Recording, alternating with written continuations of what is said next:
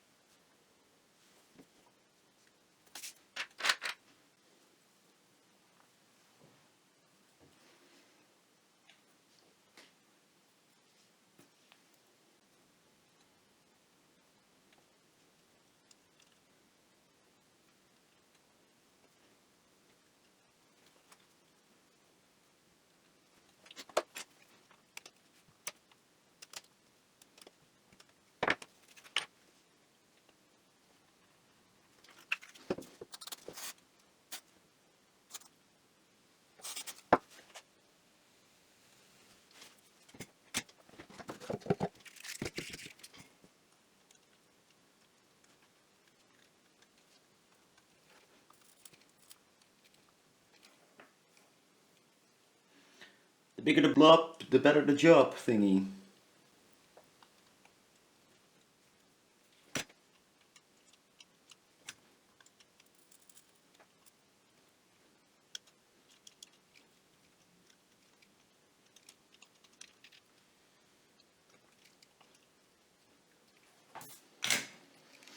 Now I could solder these leads as well to this thing directly, but I am only gonna use this one for a demonstration, so I'm just gonna clamp on some alligator clips. I also don't have a lead on this side, on the 0, because I don't need it for this test.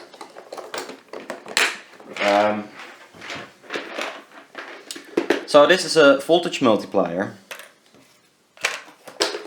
as used in most, if not all, electrostatic speakers and ozone generators and whatnot, air purifiers, bullshit. And this is a DC to DC converter. It's so I can, you know, get an appropriate input voltage to this CCF, I think it's called, or CCV driver. I don't know. It's for lamps, like this sort of miniature tube lamps. So it puts out, it gets DC voltage in, and it puts out AC high voltage up to 700 volts. Not gonna use that, but then it's gonna be multiplied by all these stages. So I can, it's adjustable high voltage, DC high voltage, and dual in this case. But I am gonna use this one, and this one is only to show you something, what I'm doing actually. So yeah, let's make the test setup, and hopefully it works. It has been 3 years since I played with this stuff. So I made a ring. Oh, it's completely out of frame. Let's zoom out. Sorry about that. So I made this ring. Now I'm gonna cut off some of the most expensive tapes in the world. I think VHB. Some VHB tape. And I'm not sure why it is this goddamn expensive. And I also don't know how big of a piece I need.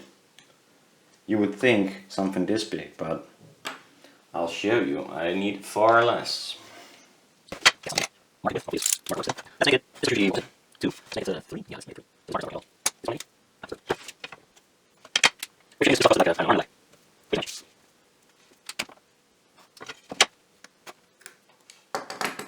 Might be too big even. Now I cut off some VHB tape, 3M, and I cut a ring on the CNC. I'm gonna attach some copper tape to it, if I have any. Ooh, it's almost... I almost ran out of copper tape.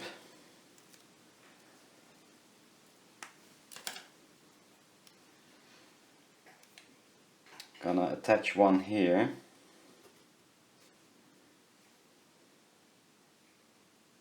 Or I might even do it like this.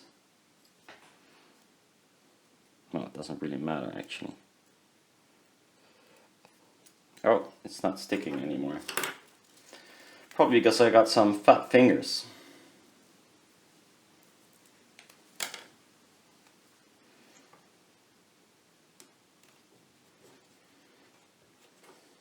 One tape here. One tape here.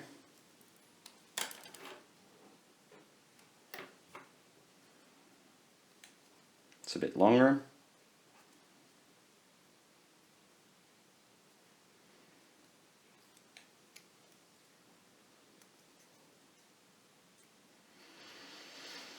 Okay. Oh, it is okay if it's a bit longer.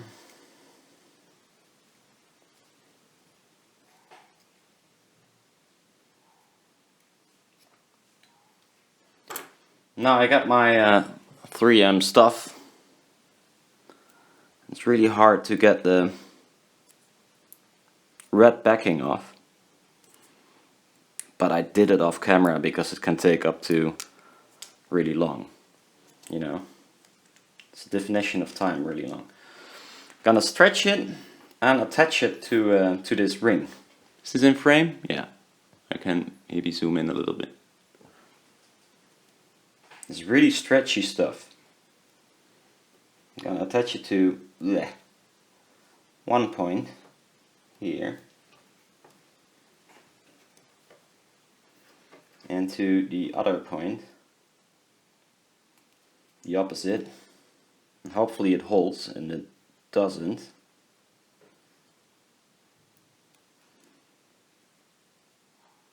Grab the other points, stretch it all the way. So we get sort of a... Might have to degrease my fingers and this ring. This is gonna be a fucking nightmare if it's gonna go like this. And apparently it does go like this. Of course it does.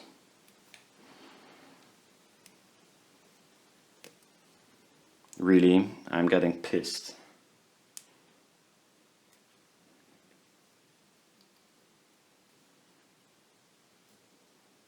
Usually don't get pissed fast, but this is annoying me. Now I grab this part where there is no stretch.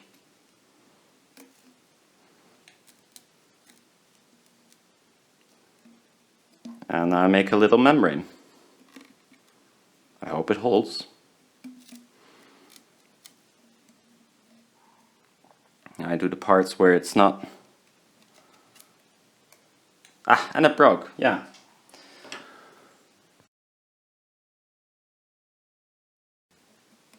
So it is attached to the ring everywhere.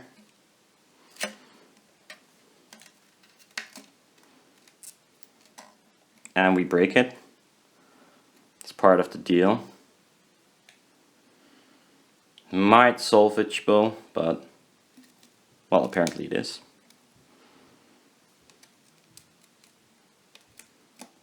And we break it again. Now it is really fucked. Fuck!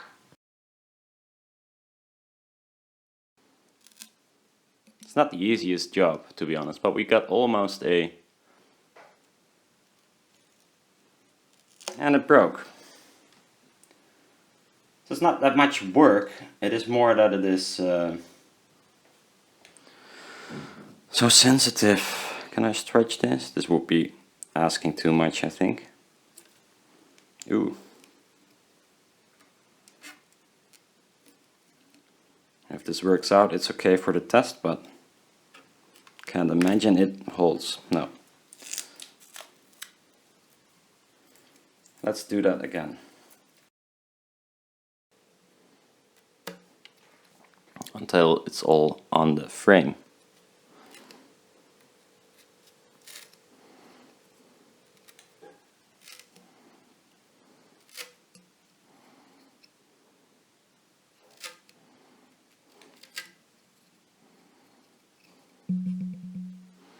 So we got a membrane, as you might be able to see. So now we got two copper tapes here. This one is gonna go on this side. I'm gonna use one of these.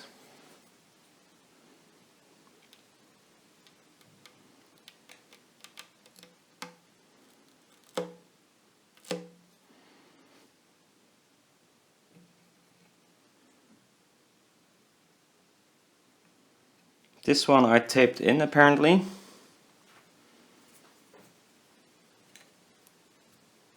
Should not be on this side, it should be on the other side. So I'm just gonna attach a new one.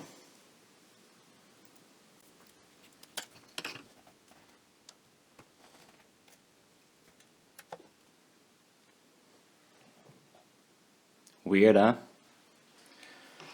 Then I made some conductive slurry with graphite and some olive oil in this case, but can be anything that doesn't dry out. So I'm just gonna use this and make a circle on this membrane. It's gonna connect to this point, so I'm gonna make like a lead out of this conductive stuff, and I'm gonna make a circle.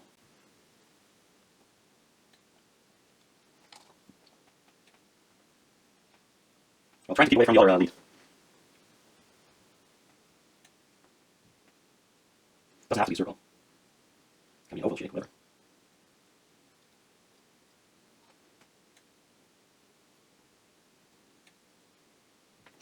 If you hold against the light, you can see how much coverage you got.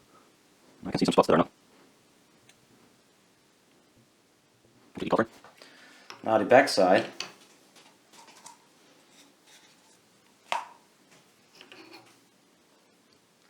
It's gonna be on the same spot.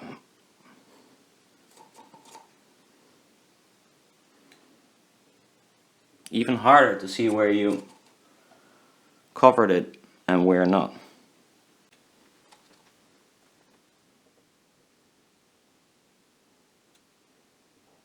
I'm gonna touch the lead.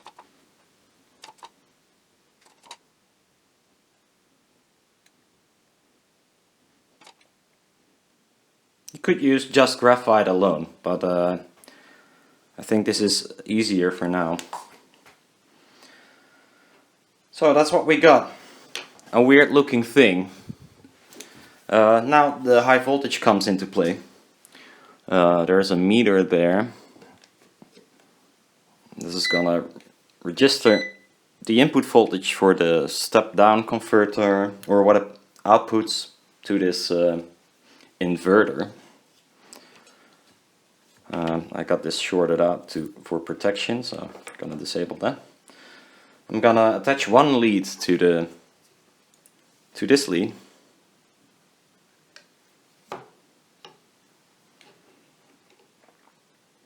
I'm gonna attach the other one to this one.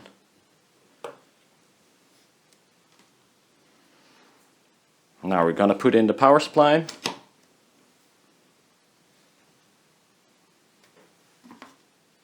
What, did you already see it?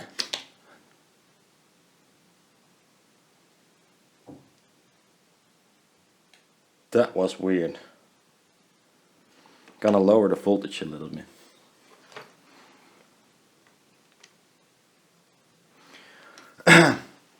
I might bypass the resistor as well, but because I think it's making it slow. Well, anyhow, I'll do that, not right now. So how much voltage do we got?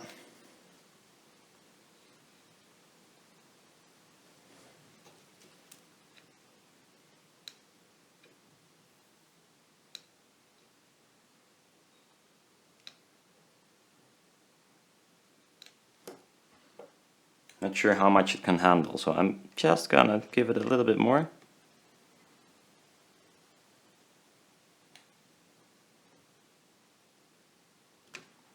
To see the full potential, I'll zoom in.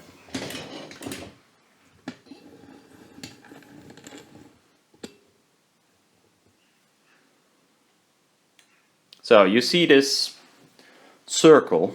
Now when I apply high voltage, this will happen.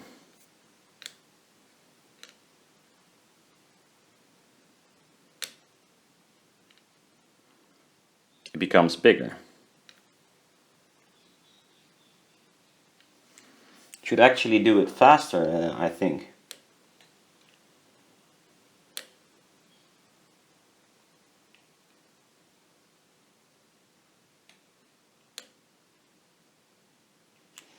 Shall we see how much it can handle? Probably a bad idea, but...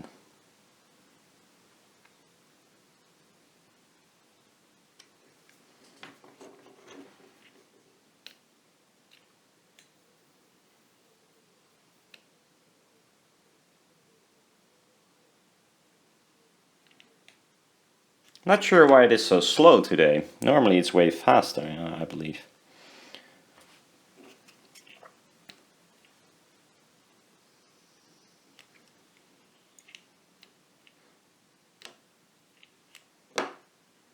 Yeah, might be the resistor over there. I'm not sure. Well, anyhow, this is what happens. You have this material and you got two conductive pieces on both sides. And what it does, when you put high voltage on both, it squishes down this material and it becomes wider. If you flatten it out more, you get more, well, you know, as with making dough, if you make it flatter, you get a bigger pizza.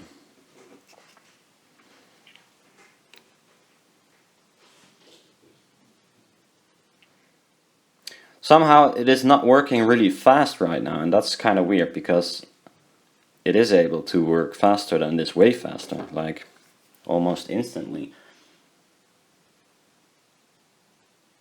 No clue why that is. Might be that the resistance of this stuff is too low,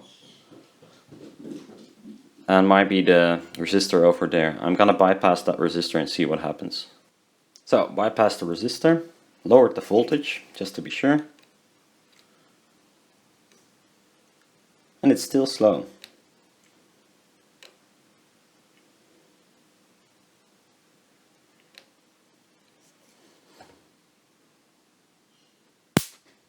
Phew. That's why the resistor is there normally. Ah, well, I'm gonna put back the resistor, it's safer that way.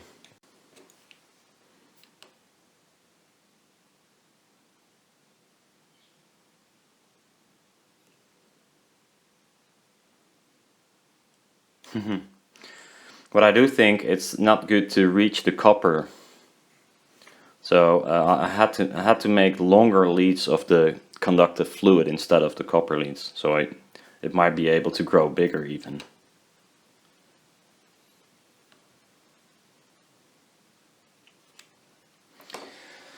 Well, you can think of all kinds of weird things to do with this.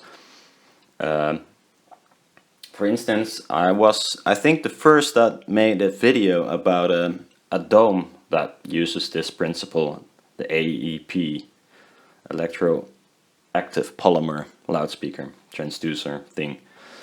So I use this and blow it up so you get a dome.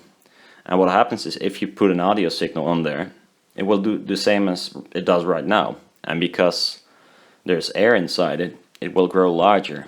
And that will create sound. So sort of like a balloon actually.